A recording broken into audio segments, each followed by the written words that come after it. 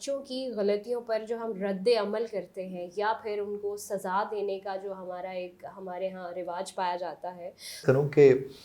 غلطی کو جب آپ سمجھتے ہیں تو ایک ہوتی ہے غلطی ہونا جس کا آپ کو علم ہے اور آپ نے غلطی کی،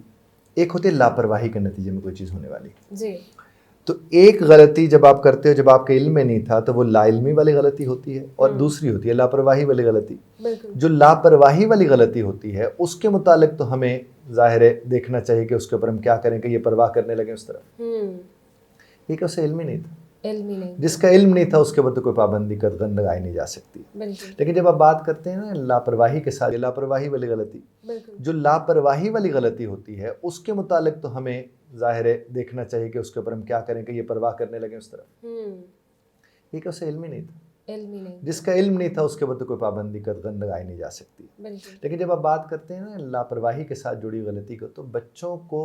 آپ نے ڈانٹ ڈپٹ کے اگر بتانی ہے، بات سمجھانی ہے، تو آپ انہیں سمجھا نہیں سکتے. کیونکہ ڈانٹ ڈپٹ کا مطلب یہ ہے کہ آپ پہلے ان کے سمجھ کے اوپر تالا لگاتے ہیں. جو ہی آپ نے ڈانٹا کہ تمہیں میں نے روکا تھا نا اس عمل سے،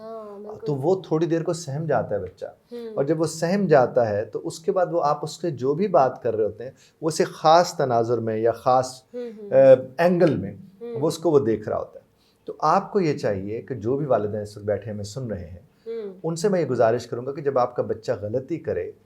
تو ایک تو فوراً اس کے اوپر مت جائیے. تھوڑی دیر بعد جب وہ تھوڑا ادھر ادھر ہو جائے، معاملات تھوڑے بہتر ہو جائیں، اس کے بعد آپ اس کے ساتھ بیٹھیں اور اس سے پہلا جملہ اس کے ساتھ یہی بولیں کہ دیکھیے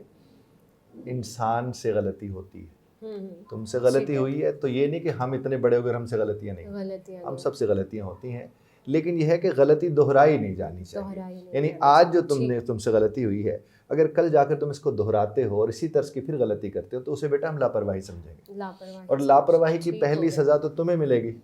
ہم تک تو وہ بعد میں آئے گی. اور جس گھڑی آپ اس کو سمجھ لیں گے کہ پہلی سزا تمہیں ملے گی اور ہم تک وہ بعد میں آئے گی،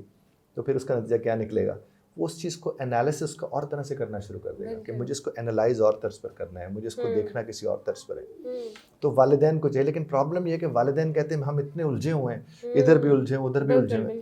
تو پھر وہ سمجھانے والا وقت دینے کے بجائے وہ اس کو ڈانٹ ڈپٹ کے کچھ سے ڈانٹ ڈپٹ پتہ کیا ہوتی ہے؟ جیسے آپ نے کمرے کی صفائی کی اور صفائی کرنے کے بعد آپ نے اسے ڈسٹ بن میں گند ڈالنے کی بجائے کارپیٹ کے نیچے ڈال دیا، تو وہ گند تو رہ گیا،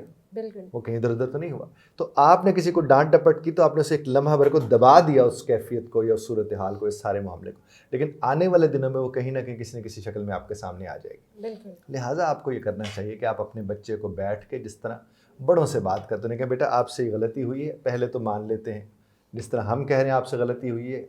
آپ بھی مان لے کہ آپ سے غلطی ہوئی ہے. اب ذرا ہم اس سے کہتے ہیں کہ ہم نے اس غلطی سے سیکھا کیا ہے، تو آپ مجھے بتاؤ آپ نے کیا سیکھا ہے، میں آپ کو بتاتا ہوں آپ کو کیا سیکھنا چاہیے تھا. اور اس کے بعد جب وہ آگے جائیں گے تو یہ کوئی معاملات اس طرح کے نہیں ہوں گے. اور اگر خوف دے دیا غلطی کا، وہ پھر غلطیاں کرے گا، لاپرواہی کرے گا، وہ صرف ایک ہی کام کرے گا کہ آپ سے کس طرح چھپانا ہے. تو یعنی آپ اسے غلطی پر ڈانٹ کر آپ اسے جھوٹ بولنے کے لیے تیار کر رہے ہوتے ہیں.